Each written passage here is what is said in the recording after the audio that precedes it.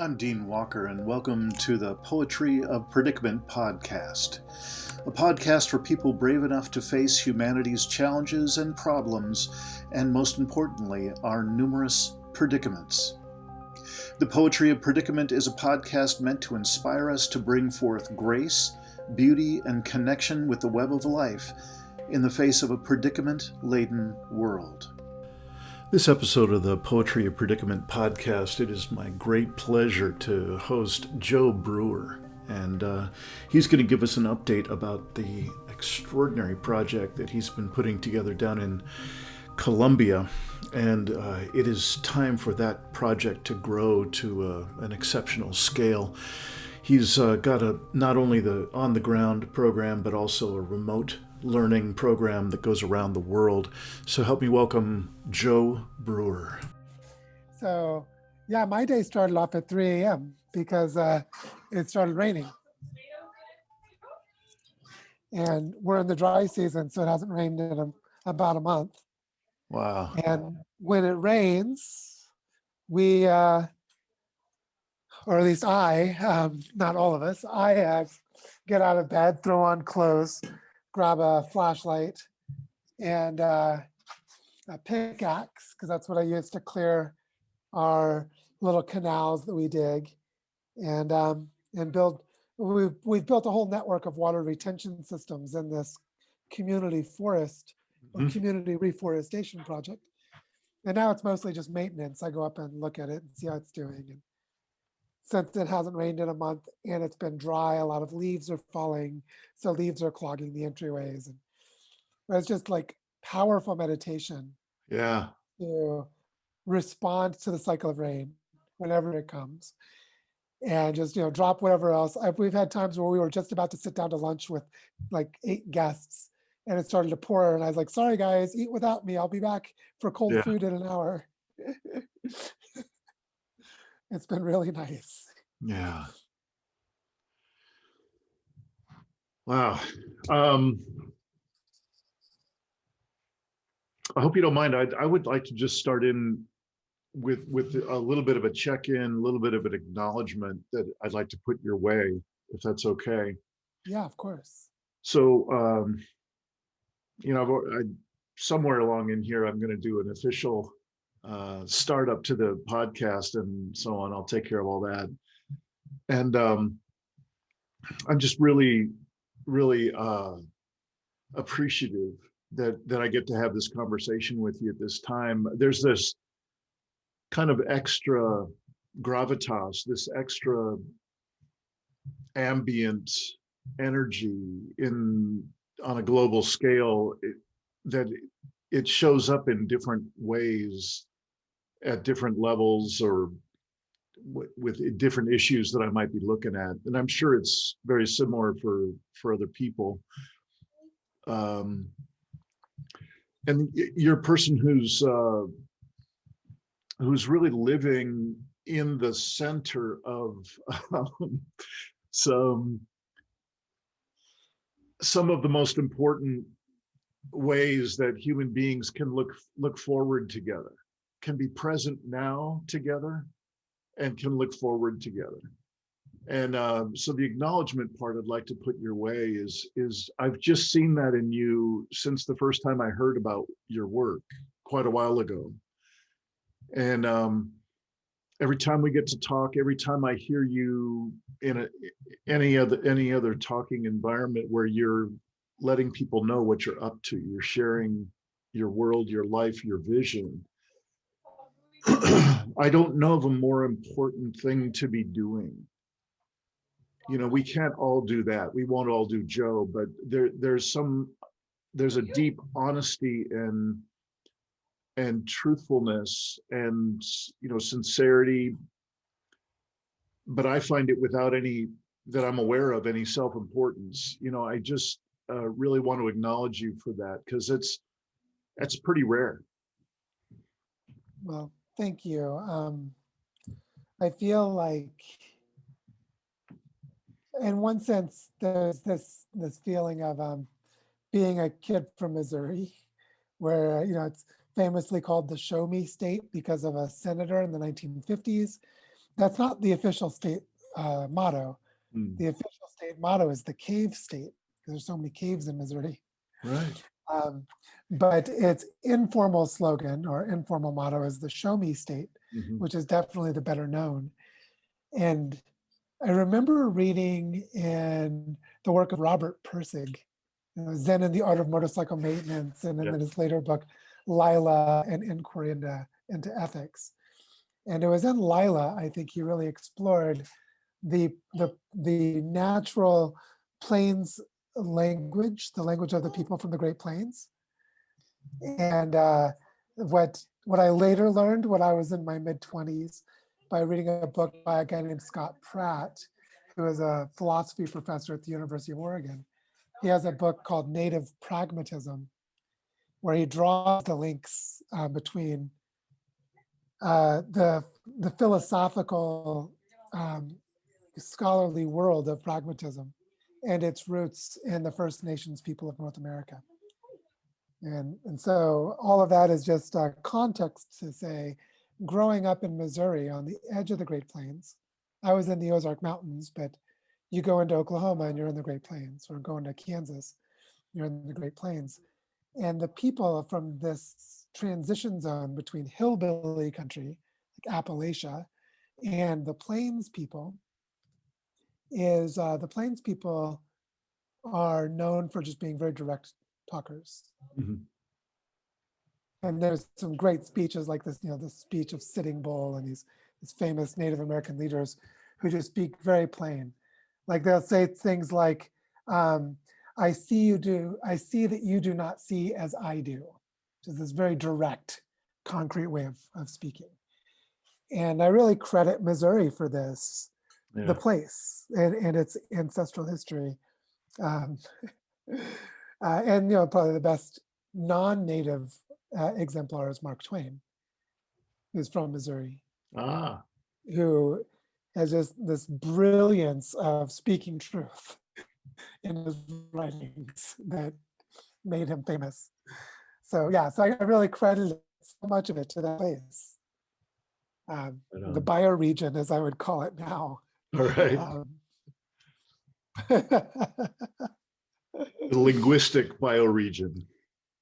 Well, Joe, I'm responding to a request that you put out just a couple weeks ago about getting the word out about the current state of your project and how it's ready for going to the next level. Part of that is fundraising, part of that is informational, getting the word out, what's going on. And I couldn't be happier to be a part of getting the word out. Just flat out. I don't mind shameless promotion. I'm ready to rock it. And I am so excited that you're moving forward in what appears to be a solid way with kind of an online community, and then the relatively smaller group that's actually engaged where you are, where you're living, what you're doing on the ground. And so I'm just wondering how you might like to start that out, giving us the details. How are you doing? What are you doing? Yeah. Let's show Mama the spider, because I'm talking to someone right now. Thank you, sweetie. I'd love to see the spider later. Okay, well, maybe it'll still be there when I'm done. Okay, I'll start again like this. What we're doing really is trying to embody in practice what several great thinkers came up with about 30 years ago.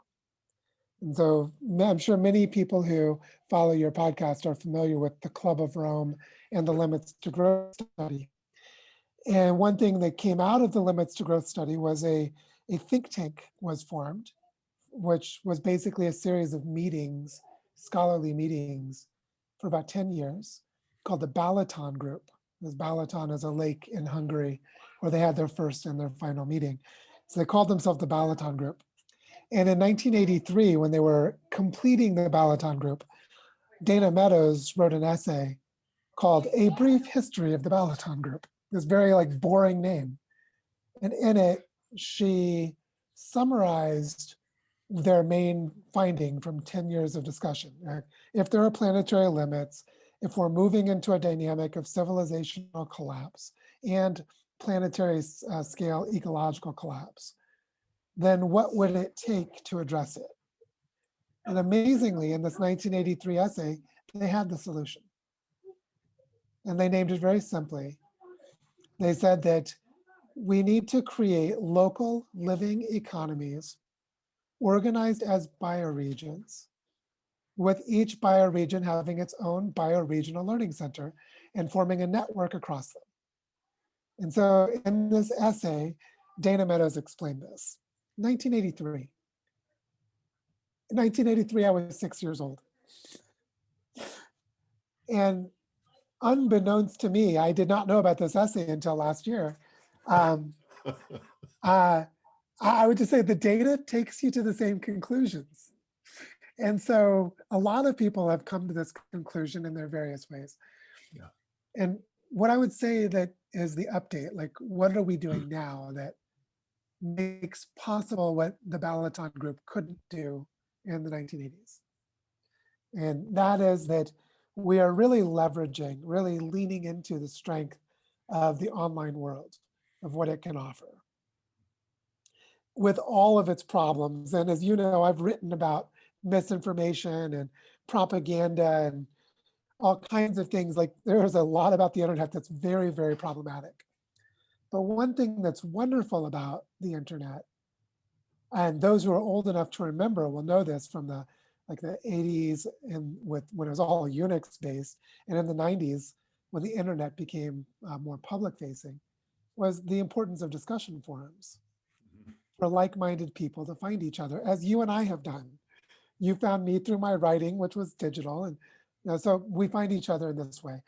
And this is still the secret of the internet, is what those of us who meet each other, what we do together, what we choose to do together is quite powerful.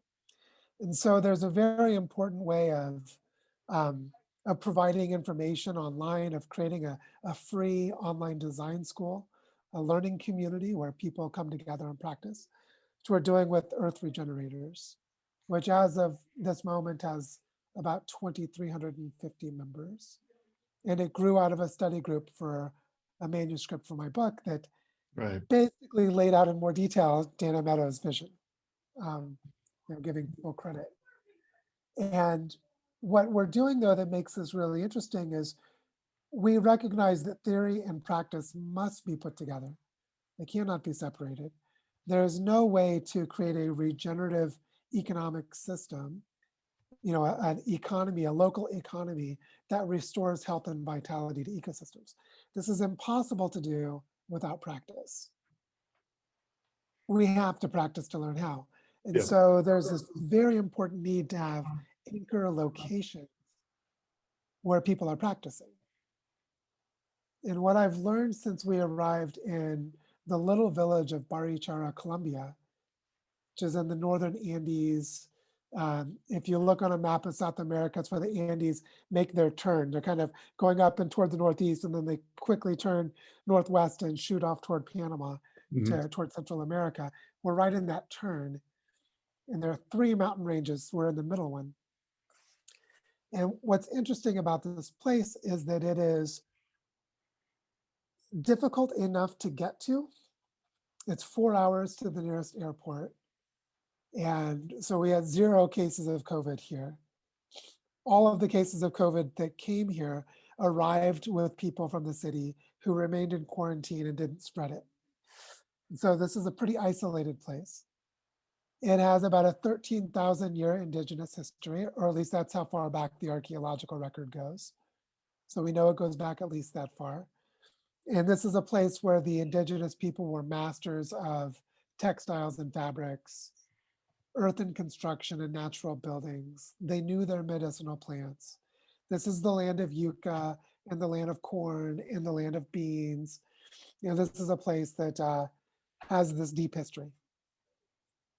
And so what's interesting about it is, as a tourist town, of 6,000 people, it's been able to really support temporarily the local arts and crafts culture that makes this local economy possible. All of the campesino people here who know how to make baskets from the local plants and things like this. And if you were to look, like if you look up at my roof, which I'm showing you now, that there are these poles of what's called caña brava, which is in the same family as sugarcane as a construction material. And so all this sort of knowledge is here. And so the local economy is pretty robust. 70% of the food that's eaten in the town is grown in the countryside near the town, simply because it's so geographically isolated. And so it's a place that can become a model of a relatively autonomous regional economy.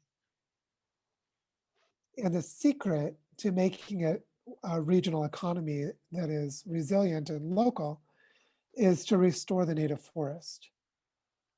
Because half a century ago, with agricultural crops and then later with tobacco, they cut down all the forest. And this is a place that, for those who are more ecologically minded, it's a tropical dry forest, which means there's an extended dry period and extended wet period every year.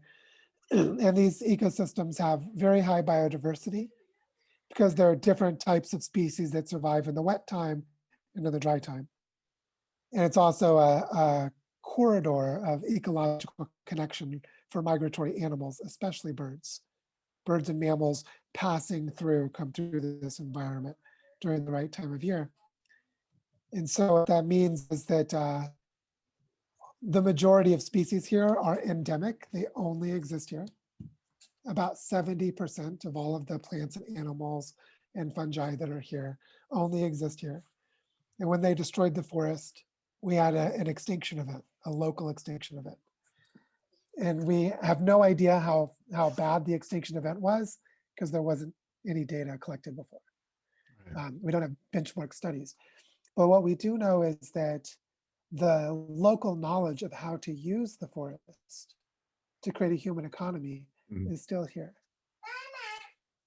And so this is a place that if we can restore the care and stewardship of the forest and spread and really make coherent the existing fragmented knowledge of how to live in a forest economy, then we are creating a design school here for planetary scale Earth regeneration. Like, how do we regenerate the entire planet, place by place, all around the world, where our laboratory to learn and practice in is physically the landscape here. So the land itself is our teacher, the forest is our school, and the economy that we're building is the kind of economy that needs to be built everywhere on Earth. And so the idea is to create 2 levels of design school. One of them is the design of a bioregion, which is learning how to create this local economy by actually building it, which will mostly be done with local people, mostly with the campesino farmers, the displaced indigenous people, and the more mainstream Colombians who are here. So this isn't what my wife and I called permaculture or gringo permaculture that we saw a lot of in Costa Rica, where rich people set up a site for a beautiful eco hotel or something, Right. and then charge huge amounts of money and the local people are displaced. Here we're talking about deeply collaborating with the local people and learning from them because they're the ones who have this knowledge. Yeah. They have so much to teach. And the way that we structure this to start showing how doable this is there's a really interesting legal framework in Colombia. Its Spanish name is Reserva Natural Sociedad Civil, which is a civil society nature reserve. And they were invented when they created the Ministry of Environment in the early 90s. And they designed this designation of a nature reserve that allowed them to create the national park system. So all the national parks are nature reserves. And then they created a special category of nature reserve that was on private land. So on public land, it's a national park. On private land, it is effectively the owner of the land can accept restrictions on the use of their land, and then they no longer pay property taxes by showing that they're engaging in some kind of ecological conservation. Got it. But at the same time, they're allowed to create a business to support themselves. So they can grow food and sell it at the local market, or they could create building materials and construct houses. And as of right now, there are about 800 of these nature reserves, these civil society nature reserves in Colombia. So a lot of people have experimented with them for almost 30 years, for 27 years. So it's not a new model, it's a known model in Colombia. So what we're wanting to do is use this very flexible model. It's flexible because on each piece of land, you can do an ecological evaluation and say what the conservation priority. Like this place is about an aquifer system and water security, or this is a place that is about ecological corridor for migrating animals, or whatever it is, you know, place by place, it can be different. And the people living on the land become the stewards of it by making a livelihood for themselves through their stewardship. And so the idea that we want to blend with this, that is a different idea, is to create a map of the entire territory. And this is 500,000 hectares of land. So think of it as like 500 square miles. It's an area that's the intersection of 3 mountain ranges with 3 river systems and a big plateau in the middle of it. And so we're talking about a proper regional economy, 50 miles by 50 miles. And the idea that we have is to create a very detailed technical map of the geology and the ecology, and then layer onto it the culture of the local institutions and the local people, and create corridors of ecological connection. So things like create a network of these forest reserves around a particular tributary of a river system, or a particular area where there's an ecological corridor for migrating animals. And we structure the economy around this. And by doing this, what happens is we, as one of my local friends here, a guy named Carlos Gomez, who does really beautiful work, he described it as playing the Chinese game of Go. Go as sort of like Chinese checkers meets chess, for those who aren't familiar. It's a strategy game. And he said, if we look at the land itself as the Go board, then we position our pieces along the places where water moves through the land. So we look at existing projects and just put them onto the map where, oh, your project is connected to my project because we're in the same drainage basin. Yeah. Or your project is not connected to my project and it's connected to someone else's because it's in a different drainage basin. So it's this just a way of organizing things. And what pops out of this is a way of designing the regeneration of a landscape, entire territory, while at the same time building an economy. Yeah. And so we're now deep into doing this. And one of the things that we started about a month ago, a little less than a month ago, was we started a crowdfunding campaign to raise money for feeding these local projects and for purchasing land with a local foundation, a local nonprofit foundation, that in cases where there are specific pieces of land that are in danger of being developed for building houses or other things that could destroy the land, to buy these pieces of land and put them into a network of community projects in service to this work. Got it. And then to go back and connect it to the global network of learning that people learn online through webinars and online intensives and other things. And at any time they can come and visit this place as a living laboratory and come and learn here by participating in projects. Right. So I'm hearing you say that I had have a lot of curiosity about how people can participate in a remote fashion, like you're talking about, and it seems like there would be some measures, some metrics that you're using to see, is what we're doing working? Is what we're doing bringing a positive uh, set of benefits to this area and to the people within it and to the land within it? So I'm hearing that you've got some of those metrics in place, and you're working that.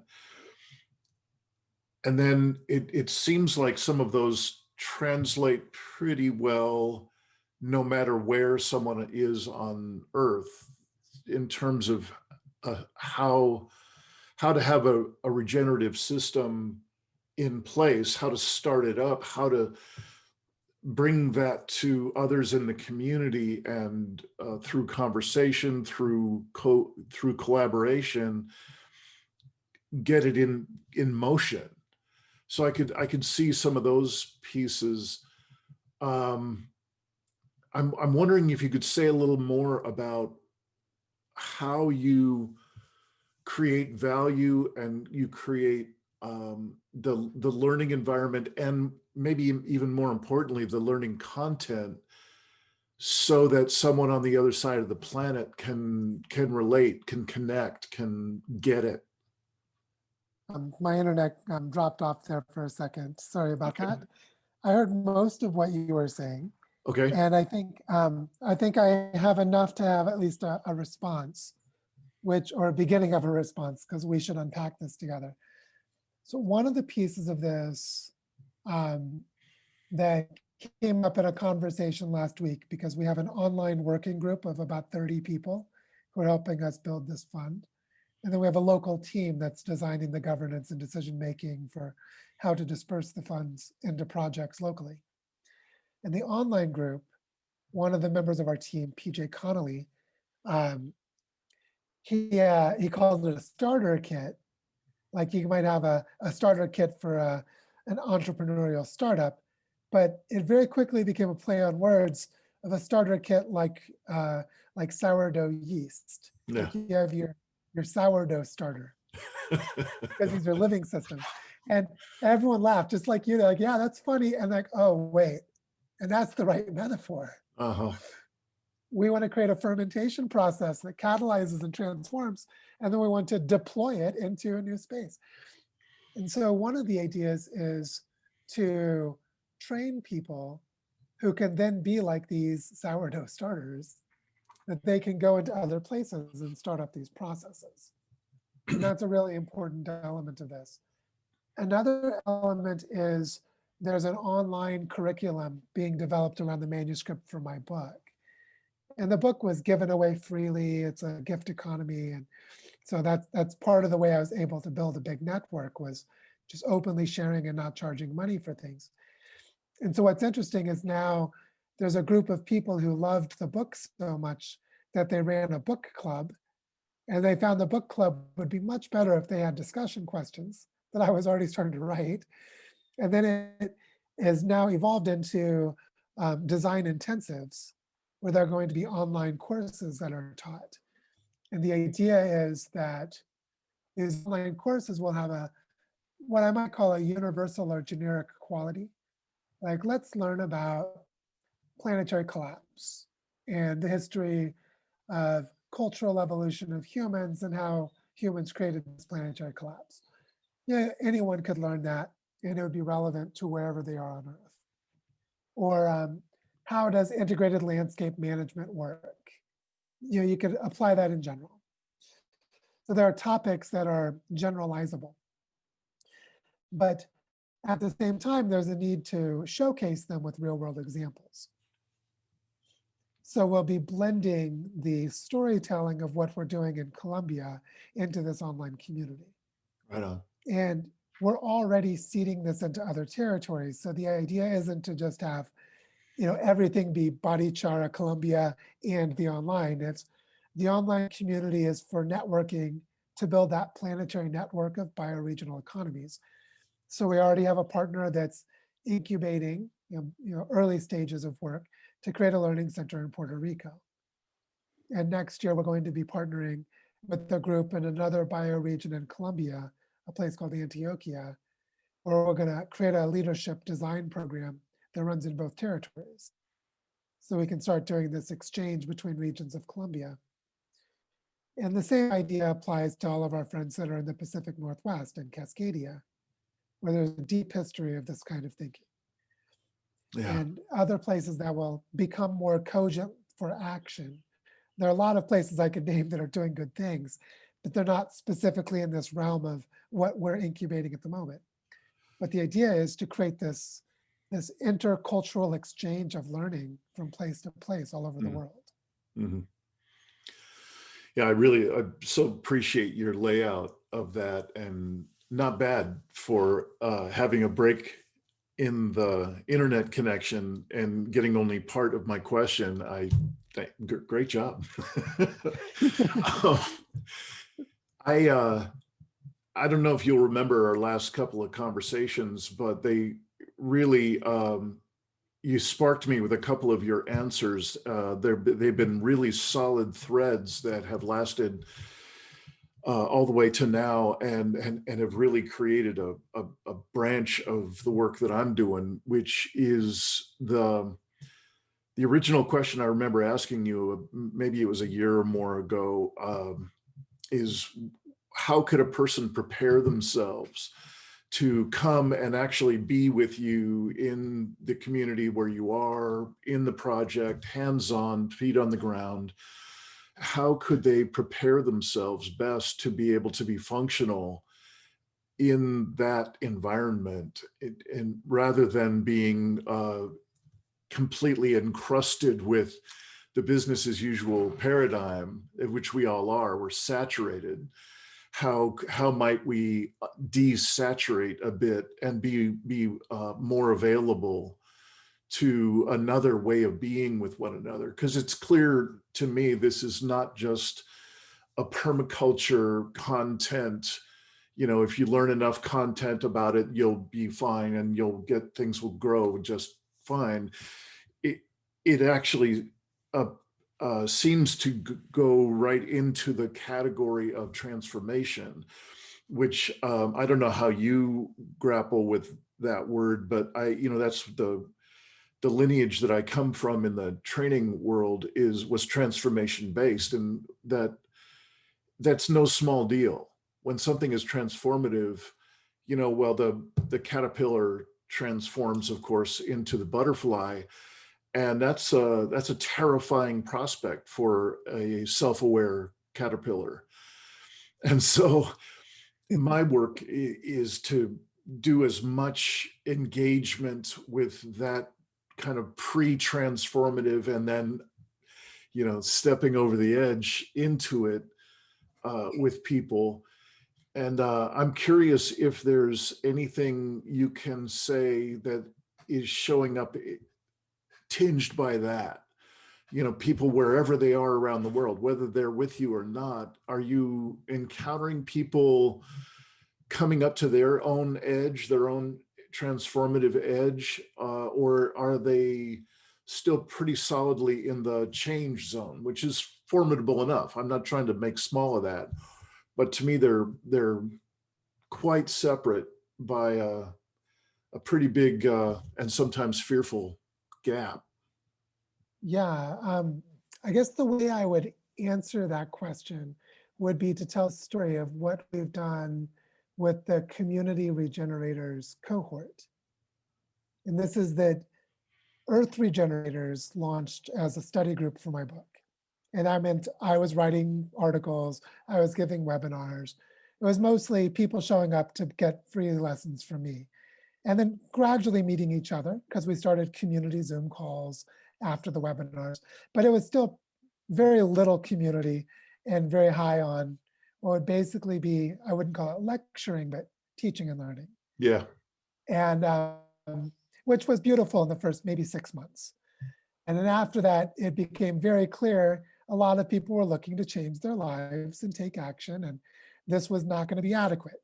Not that I designed it to be adequate, with. Mhm. That was never the intention, but it was self-evident to the people who were getting really engaged. And so a friend named Diego Galli, who is from Italy, and he's a community organizer, he reached out and asked me if he could help create a training program for online facilitators, for those who are really engaged in the learning process to help build the community. And I liked the idea so much that I suggested that he and I co-design and lead something and put out an invitation to any members of the network who wanted to join, and we would freely give it. And the idea would be that it was an exchange of service. We would train people as community regenerators, and then they would serve the world of Earth regeneration. Not my platform, but anyone trying to do regenerative work. And what happened was about 35 people. We started with 40, and then a few people had scheduling conflicts and other things. And so it fell down from about 39 people to 35 people. But we ended up with 35 people who went through this 2-month cohort, as a group. And our main work turned out to be using the pro-social framework to build a community and to build trust between us. And there was an element where I taught a little bit about sociocracy, and people were really interested to learn more. So we arranged with Sociocracy for All and one of their founders, Ted Rao, to offer a personalized training in sociocracy to anyone in the group who wanted to take it. And about half of the cohort went into a month, like a 5-week-long deep dive into sociocracy afterwards. And all of this is related to your question, because what we were cultivating was the adaptive complexity of a social group to manage its own learning process. And actually, the very first day of this Community Regenerators cohort, I had prepared something that I called the sacred contract, which is basically, I'm not asking anyone to pay money, and Diego and I are going to offer this for free and not charge anything for it. And in exchange, we ask everyone who receives this training to be of service to the earth. It was like really simple. But maybe 5 of the people, small number, but a significant minority, were really bothered by the idea of any kind of agreement whatsoever. They had a history of coercion, a history of manipulation, history of hierarchical dominating leadership, Right. all Yeah. this stuff, right? And so from the very beginning, we couldn't agree as a group to basically a pledge of service to get a free training, which was beautiful because we turned this into a listening process.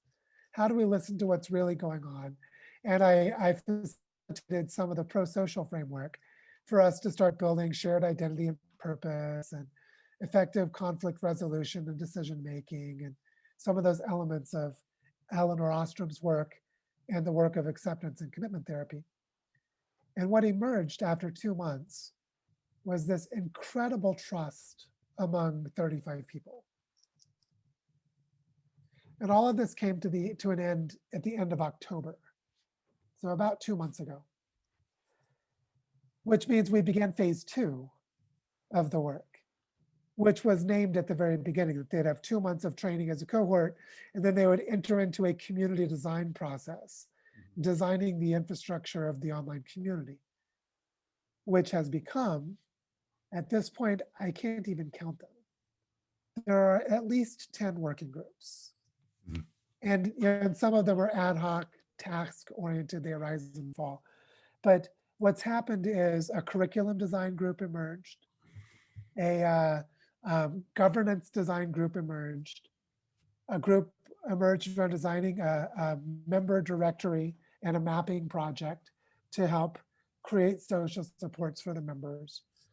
Another group formed around grief counseling and providing safe spaces for those who need it.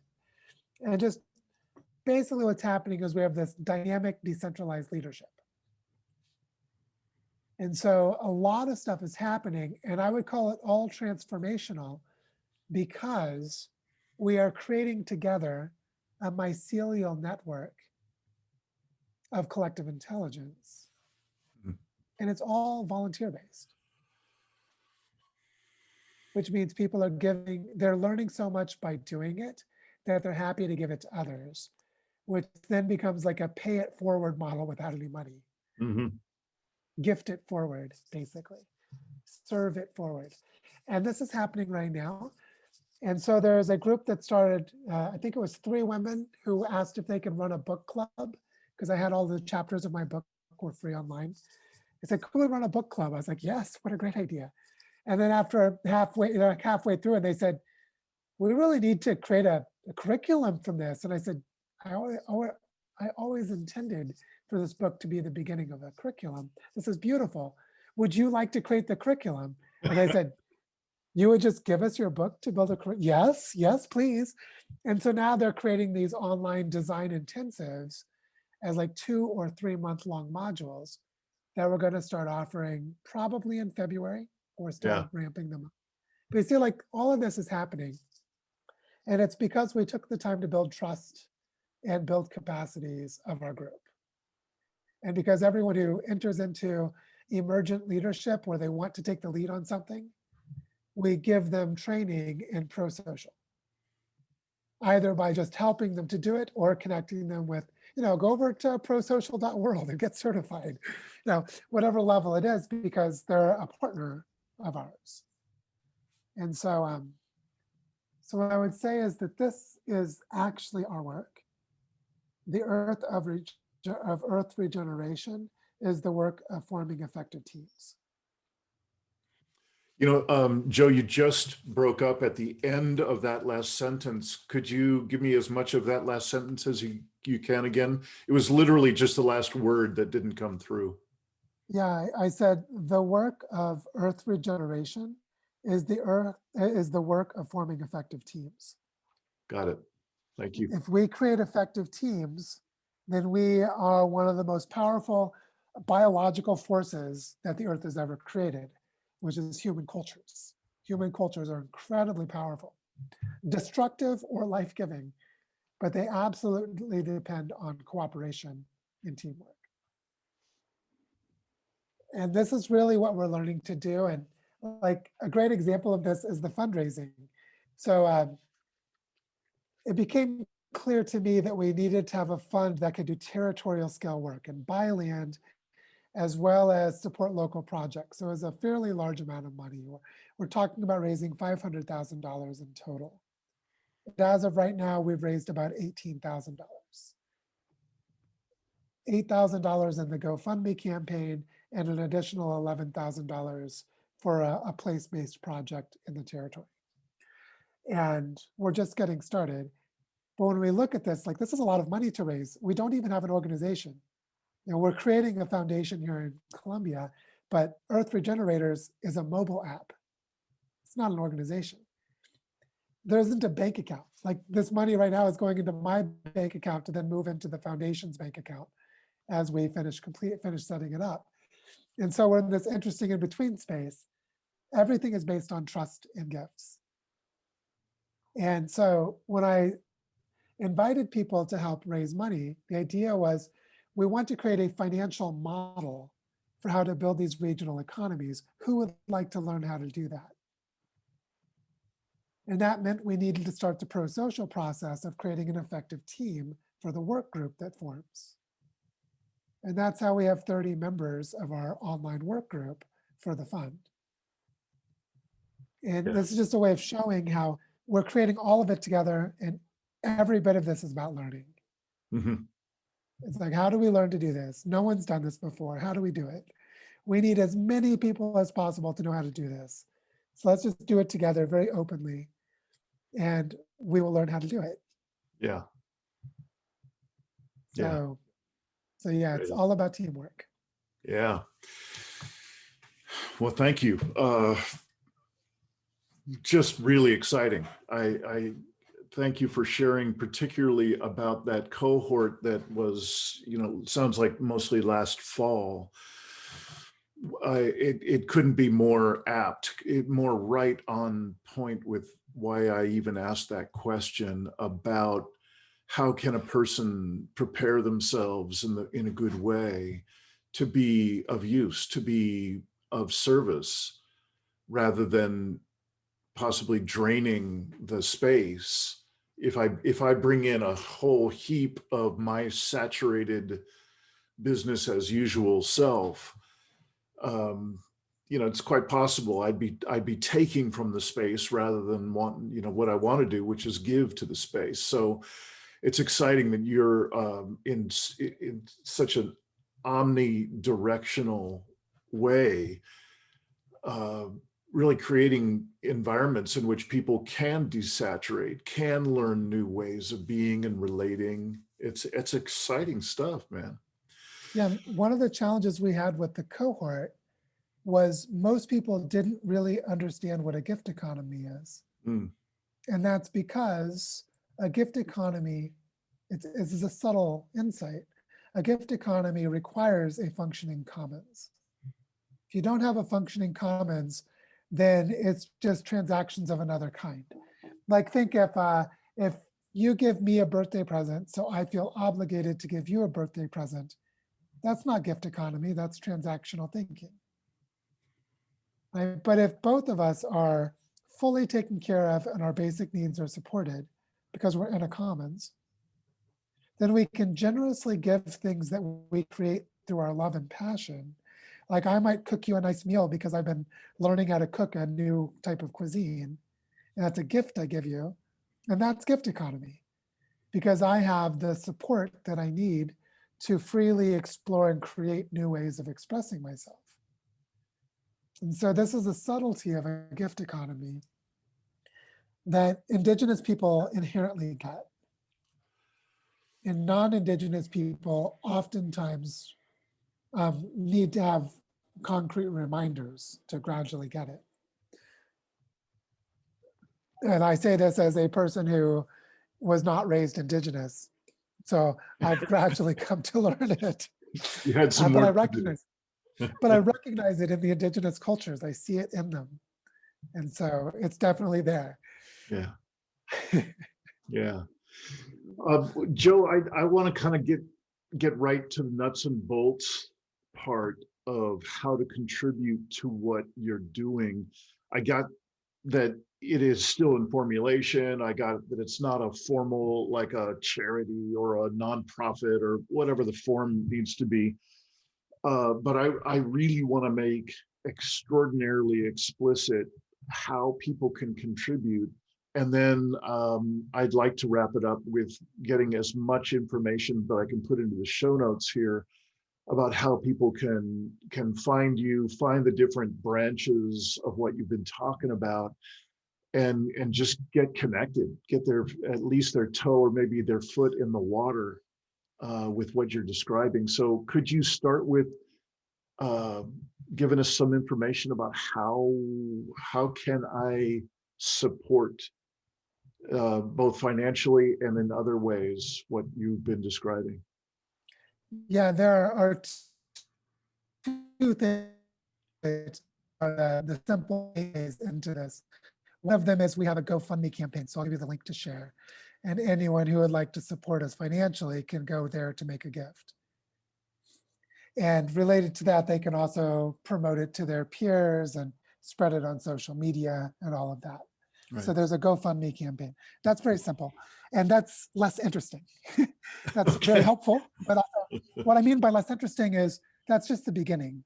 Because the other way is to join Earth Regenerators, which means you download a mobile app called Mighty Networks, which is used for offering online courses. And basically what I do is I use it to create online courses, but don't charge for them. So it's an open access online learning environment. So you download the app, it's free. And then you'll be part of a private network that has about 2,300 members. And if you join that network, you download Mighty Networks and then search for Earth Regenerators, which is a specific community. And you join that community, then you're in this network of 2,300 people. And by joining it, you'll make it bigger. The people working on the fund are doing this in a group that you can join after you join Earth Regenerators. There's a group called Earth Regeneration Fund. which is how to create this financial platform for bioregional development all over the planet. And the Barichara Regeneration Fund, which is what we're raising money for now, is the living prototype. This is where we're learning how to create one. And if people join that group, then they will be able to get all of the video recordings of our work group meetings, the weekly progress reports, the discussion topics, as we're learning how to create this fund. And also, join the work group, come and be involved. Like, this is completely open. So if someone really is like, wow, I'm excited, I want to get involved, join Earth Regenerators, join the work group for the Barichara Regeneration Fund, and just join. We have weekly calls every Thursday at 11 a.m. Eastern time for about 2 hours. And we record those meetings, so you can go back and watch the previous ones and just come and get involved. And now the deeper level of this is, if that's not enough and you want to do even more, then look into airline tickets, reach out and see if maybe you should come to Barichara and help us create this. Because the idea is we're creating commons. We're creating shared spaces of support to enable us to do this. And the concrete example I like to give is the amount of money we raised so far with $18,000. If you convert that into Colombian money, that's about 70 million Colombian pesos, which paying that money directly to campesino farmers would go a long way. So thinking of doing a lot of projects, it's a lot of money. And one concrete thing that becomes possible is we can now afford to rent a house for guests who come here so that they don't have to pay rent while they're here. So if you buy your airline ticket, you don't have to pay for your time here because you're coming here to learn by being involved in the work. It's a work exchange, right? It's a free school where you come. This is like the monasteries in the Middle Ages. You come and offer service to the monastery, and you get to have the learnings of the monks. Well, here the monk is the land itself. The teachers are the people doing the work. And by coming to be of service to it, you get the opportunity to learn. So this is just one concrete example of what we see as a commons. A common house you can come and stay in is an example of a commons. And so the two ways, just to summarize them again, is like you kind of could go down the rabbit hole and do as much as you want. But number one is support the GoFundMe campaign and share it with your friends. Give $5, give $500, give $5,000, whatever you feel is within your competency. And if you wanted to talk about a larger gift, then we can have a private conversation about how we're structuring a foundation, how to legally, get a tax exempt, blah, blah, blah. All that is happening. Yeah. So those conversations, just reach out to me directly. And the best way to reach out to me directly is join Earth Regenerators, because then you can send me a private message. Yeah. But you see, like, the two ways are join Earth Regenerators and be on this learning journey with us. We are going to build this. We're going to learn how to do this. And if you're in the network, you can actively roll up your sleeves and get involved. Yeah. And then if you aren't ready to do that, you want to just give some money and spread the word, then there's a GoFundMe campaign. But this is it. And what you'll find if you join the community is just a little slice of the diversity of humanity that makes us proud to be humans. Like wonderful people with big open hearts who have incredible knowledge and talent, who are coming together and freely giving themselves because this is so important. And I remember our first conversation about the predicament of our planetary condition. Yeah. There is no solution, but there is a way through. And this is the key, is those of us who are going to do this work, it's our life's work. And actually it won't be done when we're dead, it'll continue. This is the work of 200 years. And what we want to do here in Barichara is demonstrate that it's possible to create a regional scale forest-based economy in about 20 years. In about 20 years, at the scale we're working, we can set in motion a model of development. Yeah. We'll document it every step of the way. But the real work is between 2040 and 2070 with human population crash and accelerated abrupt climate change and all kinds of terrible things Yes. that are basically unavoidable at this point in time. We have to create the conditions for this learning to continue. This learning has to continue throughout all of that. So that by 2070, 2080, 2090, there is a network of these regional economies learning how to be regional. And we're creating one of them in Colombia, only one out of probably 1,000. So that's the bigger picture. And so the invitation is, go down the rabbit hole with us. Let's see how far we can go together by joining the network that is a network, not an organization. This is really important. We don't depend on paid staff and getting grants from foundations to be able to do this work.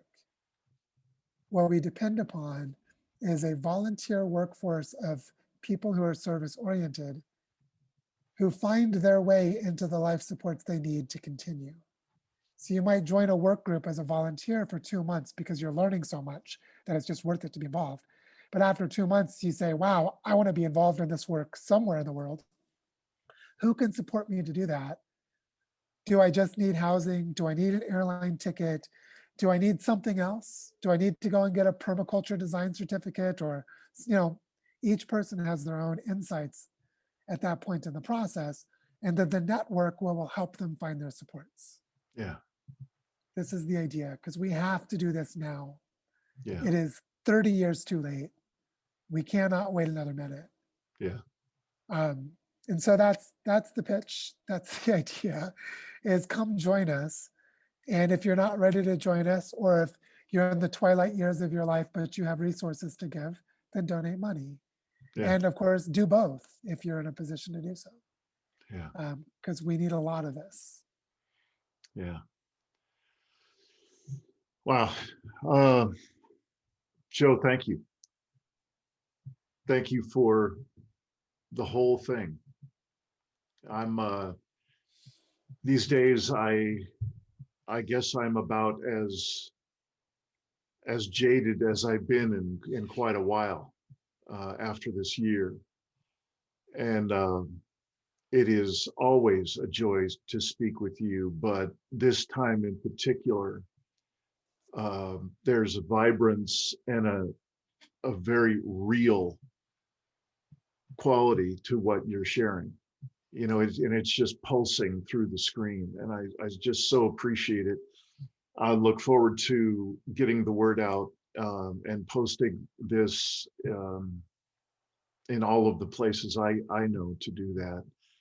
And just thank you. Yeah. One other thing, to just make this really concrete, because I have it right here in front of me. And this is something that we're learning about as we do this reforestation work. So I have here in this jar, I haven't counted them, but it's 300 or 400 seeds. This is from a tree that only exists here. It's in the tropical dry forests of the northern Andes. And it's on the verge of extinction because the tropical dry forests are on the verge of extinction. And right here we have 400 seeds that we collected in the last week by just going every morning when we have our pick breakfast in the community reforestation project that's called Moncora Bioparque. And in the Bioparque, there's a tree, a guamo macho tree. And the bats and the birds disperse the seed, but right now we are, because we've collected them. And I just want to show this because with this jar, and with just a little bit of care, we can plant 300 or 400 of this tree. And this is a week of collecting. This is 1 week of collecting the seeds and just knowing the context of what this seed means. So I wanted to show this to you because if it's possible to know that this tree is going to go extinct, and now this is like reading the Lorax when we were kids, unless someone cares a whole awful lot. And caring simply means we plant them. And we be sure the land they're planted on doesn't get turned into houses. Yeah. And so I wanted to share this with you because this is a metaphor, it's a symbol of what's possible. Is there are things that are too precious to lose, but that are actually easy to save. But only if we have a direct personal connection to take action for those things. So our family moved to this place, has gradually started learning about the native trees and the native bushes. And we're doing this work as an act of care while we raise our daughter, so she learns how to do all of this. And we stumbled upon this tree that now we know is much less likely to go extinct because we're collecting its seeds. Yeah. So we put ourselves on a collision course of learning to find something deeply meaningful. And this is possible for everyone who does this work. And the jadedness, the cynicism that we feel is when we don't get to the place where we find that connection. Yeah. Like I could live the rest of my life content that I saved this tree, because that's enough for one human being. And there's so much more that can be done. Yes. And there's sort of an addictive quality, like, oh wow, I like doing this. I want to do even more. Yeah. And so I just wanted to share that because the jadedness is coming from a really authentic place.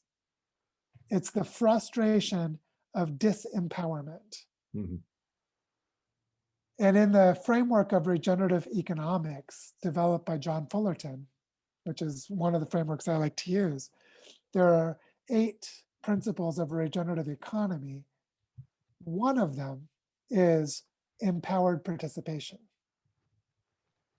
If you don't have empowered participation, you do not have a regenerative economy. And the example of this in your body would be if your blood cells are not empowered to partner with your heart cells, and they're not empowered to partner with your kidney cells and your liver cells, then your body cannot create systemic health. So see, there's empowered participation. Mm-hmm. So for humans, this means we're part of effective teams. Effective teams can be my wife and daughter sitting on the ground picking up these seeds and putting them in a jar. It's an effective team. Yeah. But we have empowered participation in a larger ecological system. And so this is a lesson for all of us. Our jadedness comes because we're not empowered.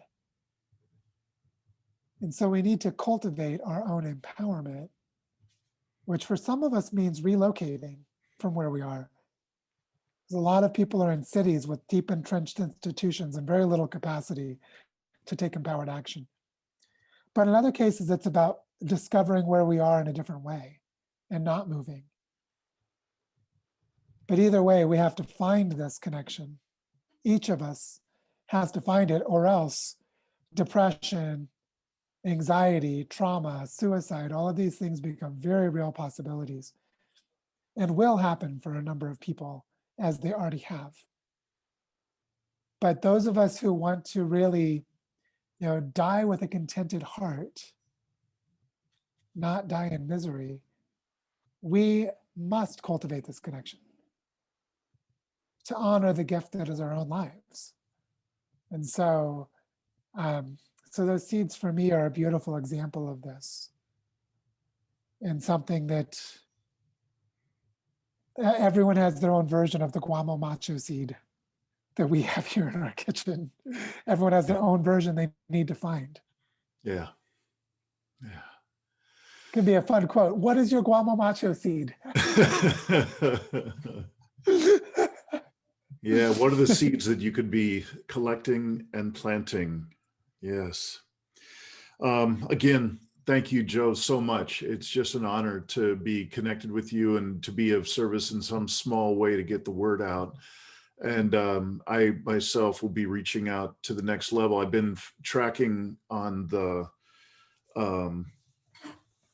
on your communication network for a while, and it looks to me like 2021 wants to be the year where I get a little bit more hands-on, a little bit more directly connected. So again, just thank you so much. Yeah, you're very welcome. And you're also very welcome. So please join us in whatever form. Yeah. Thank you, brother. Thank you too. It's great to see you again. Take care. All right. Bye-bye. Bye.